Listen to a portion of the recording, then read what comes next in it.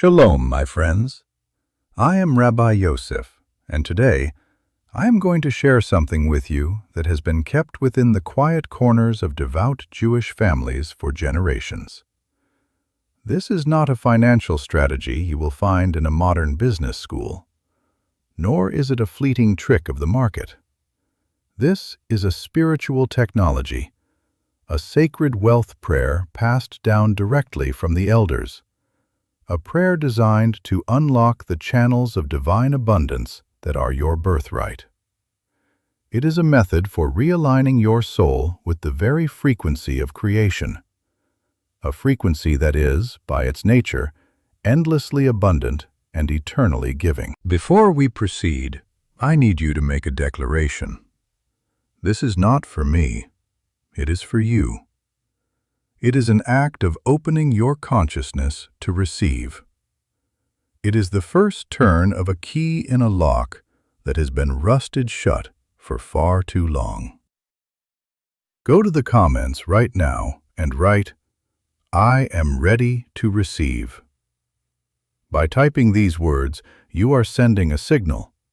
You are telling the universe, you are telling your own soul, that you are no longer content with the illusion of scarcity, and you are ready to become a vessel for true, lasting, and holy wealth. And if you are new to this channel, if you feel a resonance with this ancient wisdom, then I invite you to become part of our community. We are on a mission to reach 1 million souls with this light, to create a global movement of spiritual abundance. Click the subscribe button and join us on this sacred journey. For those who are truly serious about accelerating their path, for those who feel the call to go deeper into this spiritual science, for a limited time, I am opening the doors to the Torah Millionaire Business School for just $299. This is where I unveil the full Torah wealth system, the intricate mechanics behind what we discuss here. The doors are closing soon. The link is in the comments.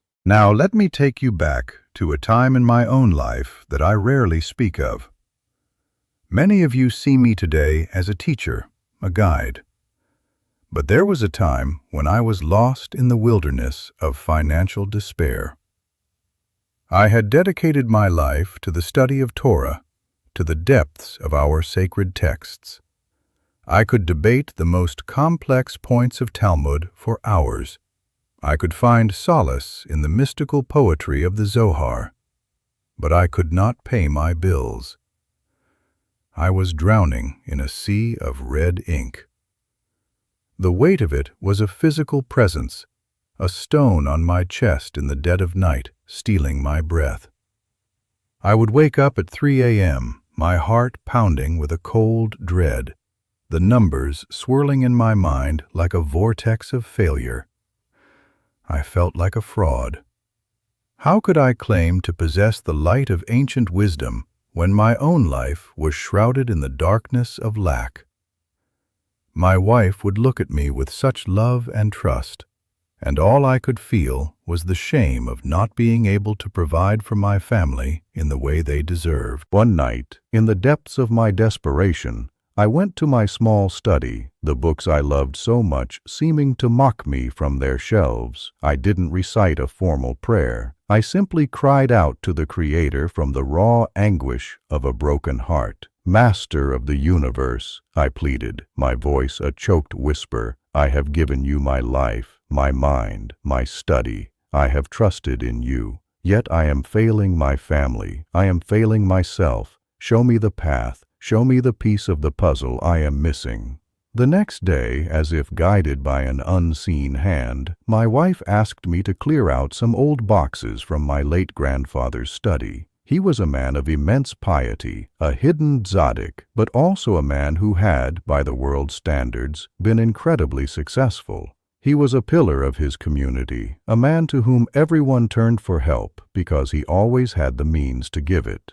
In a dusty box, beneath old photographs, I found a small, leather-bound journal I had never seen before.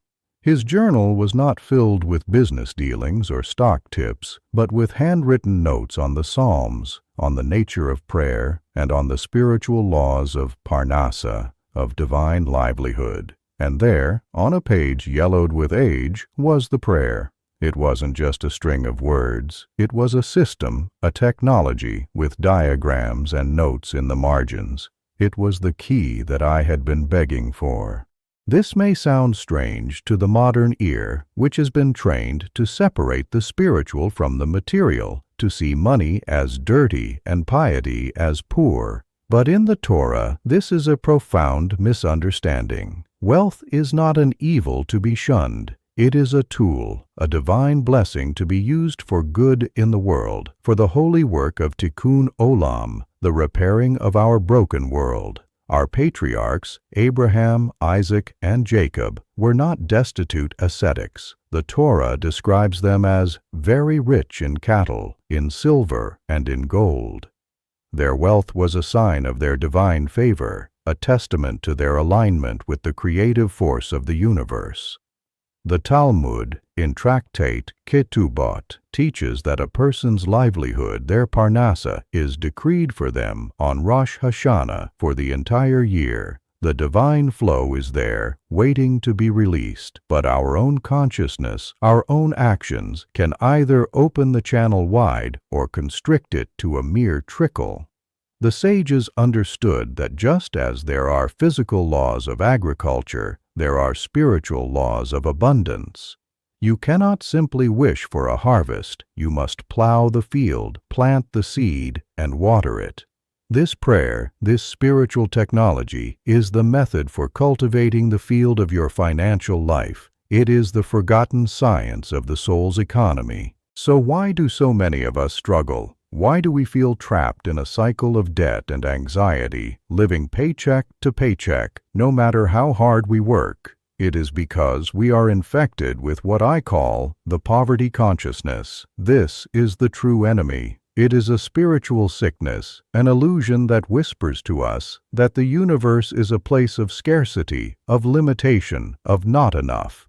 We are taught from a young age to compete, to hoard, to fear that someone else's gain is our loss.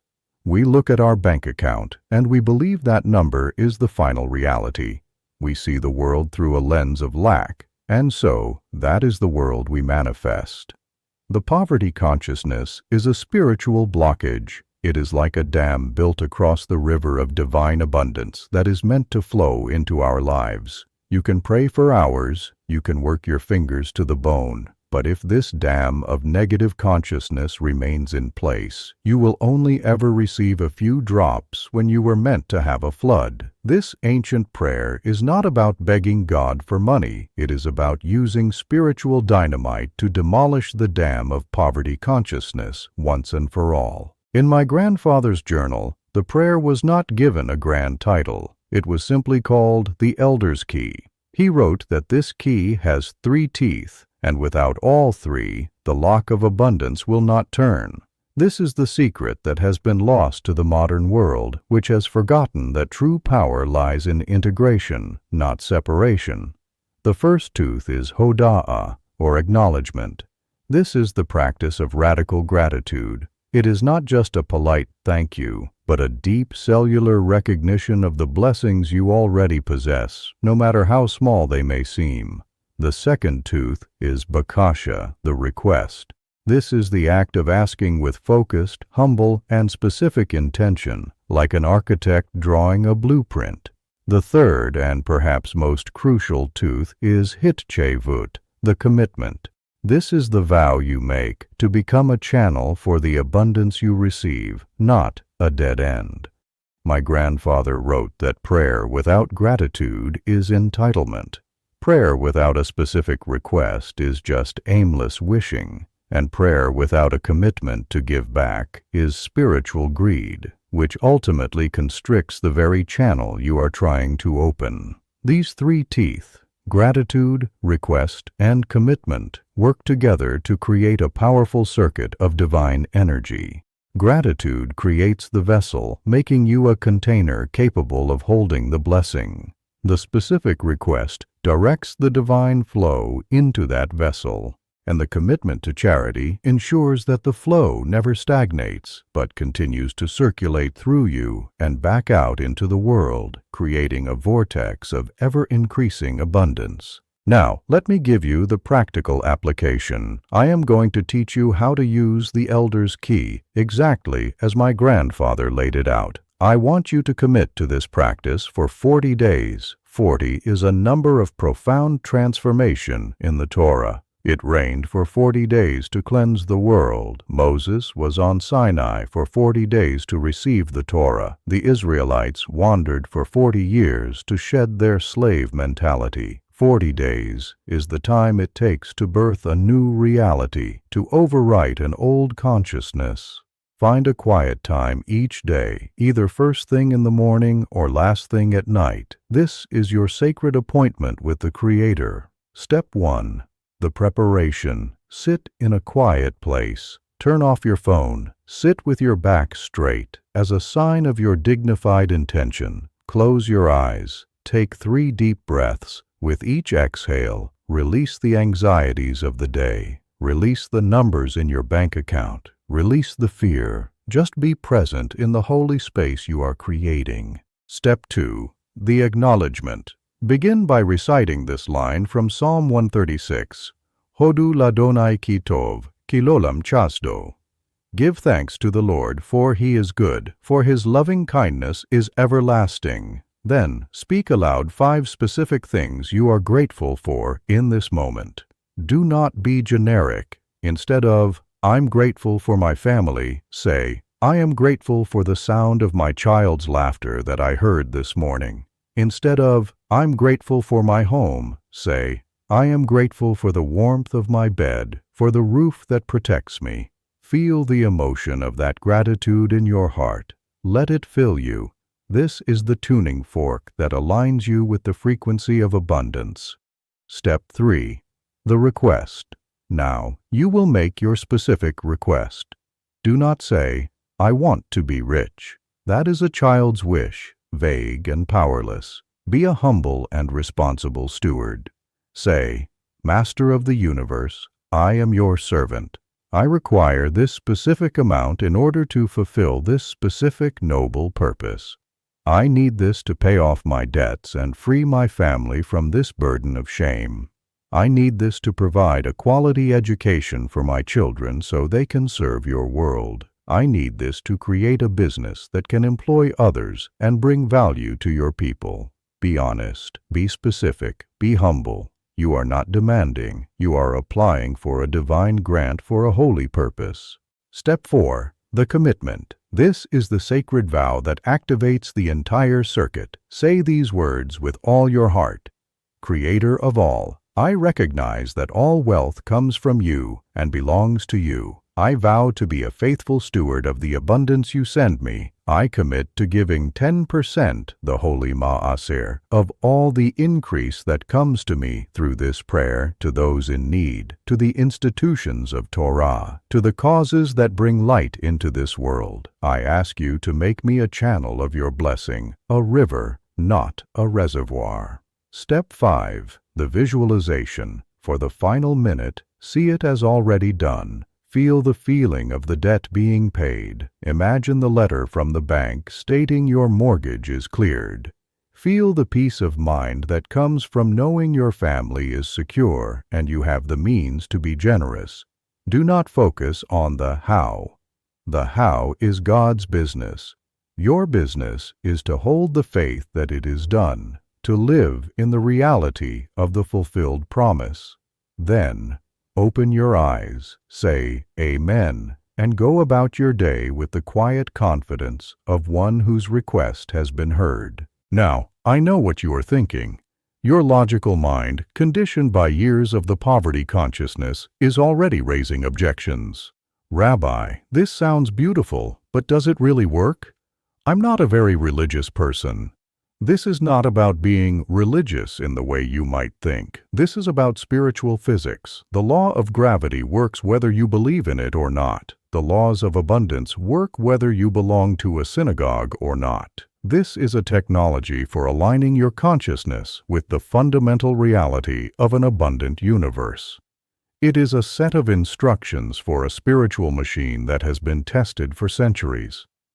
"But I've prayed before," you might say, "and nothing happened."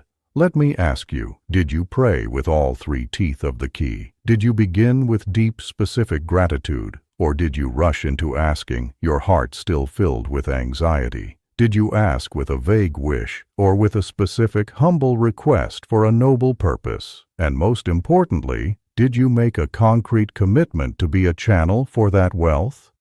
Most people's prayers are like a key with missing teeth. They jam it in the lock and wonder why the door won't open. The protocol is the key. The sequence is not arbitrary. It is the very mechanism that makes it work, like the combination to a safe. And some of you may feel, isn't it selfish to pray for money? This is the most insidious lie of the poverty consciousness. It convinces good people that staying poor is a virtue. That is a perversion of Torah wisdom. A righteous person with resources can build schools, feed the hungry, support scholars, and bring light into the world. A righteous person who is broke can only pray. Prayer is powerful, but prayer combined with action and resources is world-changing. You are not praying for a yacht or a fancy car. You are praying to become a more effective servant of the good. You are asking God to increase your capacity to give, to make you a partner in the divine work of creation. When you begin this 40-day practice, I want you to imagine yourself as a gardener. For years, your garden has been barren. The soil was hard and dry, poisoned by the salt of the poverty consciousness. On day 1 of this practice, you are breaking up that hard soil. You are pulling out the weeds of doubt and fear. With the water of gratitude, you are softening the ground. With the seed of your specific request, you are planting a new possibility. And with the sunlight of your commitment, you are giving that seed the energy it needs to grow. For 40 days, you will tend this garden. Some days you will feel nothing. The ground will still look barren. This is the test of faith. You must continue to water, to weed, to trust that beneath the surface, roots are taking hold. Then one day, you will see a small green shoot. It might be an unexpected check in the mail, an old debt repaid, a new business opportunity that comes out of nowhere. Do not dismiss it as a coincidence. This is the first fruit. Acknowledge it, give thanks for it, and immediately fulfill your vow and give a portion of it away. This act of giving is what guarantees the next harvest and the next and the next, each one greater than the last. You are creating a compound effect of blessing in your life. This is how generational wealth is truly built. It is not just about passing down money. It is about passing down a wealth consciousness. It is about teaching your children that they live in an abundant universe, that they are partners with the Creator, and that their purpose is to be a channel of blessing. The prayer is the tool, but the consciousness is the inheritance. When you embody this truth, you are not just solving your own financial problems. You are healing a wound for your entire lineage, past, present, and future. You are becoming an ancestor that your descendants will bless for having the courage to break the chain of poverty consciousness and install a new code of divine abundance. My friends, the path is before you. The key is in your hand. I found it in a moment of desperation, and it transformed my life. It took me from a place of lack and fear to a place of peace and service. It is not magic. It is a sacred technology that requires your participation, your faith, and your commitment. The choice, as always, is yours. You can continue to live within the cramped confines of the poverty consciousness, or you can take the key, step up to the door, and turn the lock. I want to leave you with the blessing that my grandfather wrote at the end of his journal. The blessing I now give to you. May the Creator of all worlds open for you the gates of light, the gates of blessing, the gates of success, the gates of health, the gates of sustenance, and the gates of life. May you be a vessel that is not only full, but overflows, and may the abundance that flows through you be a blessing to all you encounter, and a testament to the infinite goodness of the One who provides all. Shalom.